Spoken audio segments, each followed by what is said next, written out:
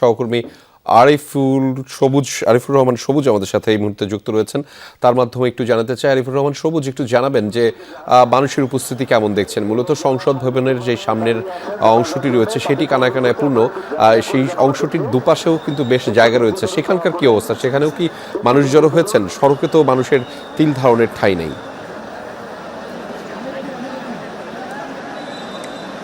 রেজা, মানুষের জনস্রোত যে দিক দিয়েই যেই সড়ক গেছে, প্রত্যেকটি সড়কে মানুষের জনস্রোত এবং এই স্রোতের ঢল গিয়ে ঠেকেছে মানিক মিয়া এভিনিউ এবং জাতীয় সংসদ ভবনের যে দক্ষিণ প্লাজা, সেই দক্ষিণ প্লাজা এবং দক্ষিণ প্লাজা এর মধ্যেই কানায় কানায় পূর্ণ।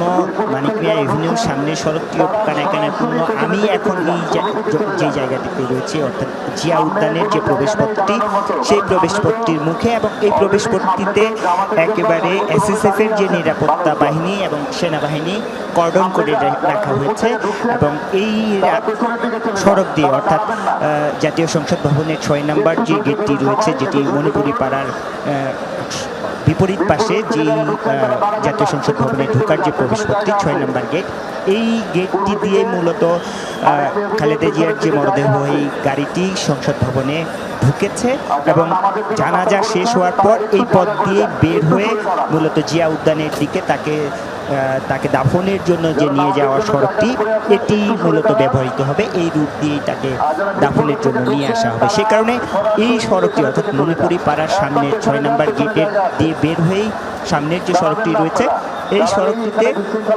জনমানুষের চলাচল একেবারে বন্ধ করে দেওয়া হয়েছে। তবে পাশের যে সড়কটি, এক পাশের সড়কটি আসলে মানুষের যাতায়াতের জন্য খুলে দেওয়া হয়েছে এবং এই জায়গাটি দিয়ে, অর্থাৎ আমি যদি বলি খামারবাড়ি থেকে একেবারে আগারগা পর্যন্ত, খামারবাড়ি থেকে বিজয় সরণি থেকে চীন মৈত্রী সম্মেলন, আগারগা পর্যন্ত মানুষের জনস্রোত সব গিয়ে মিলছে তার যে জানাজার জায়গা, সেই জানাজার জায়গা।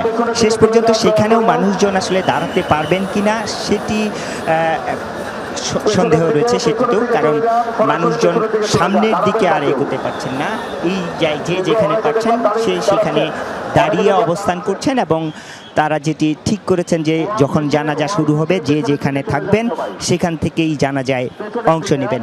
এই পথটি যেহেতু কিছুক্ষণ আগে এই পথ ধরে 6 নম্বর গেট ধরেই ভিআইপি যারা রয়েছে, বিশেষ করে কিছুক্ষণ আগে 3 বাহিনীর সদস্য যারা রয়েছেন, তারা প্রবেশ করেছেন জাতীয় সংসদ ভবনের খালেদা জিয়ার যে জানাজা, সেই জানাজায় অংশ নেওয়ার জন্য।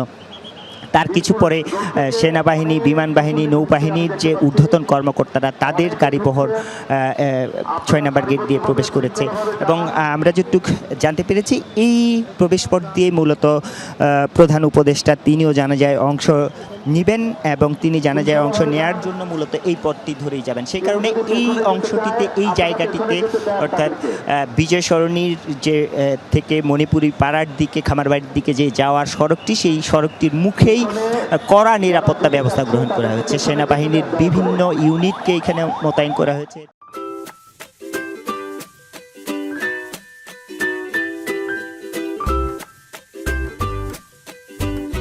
From Nestlé.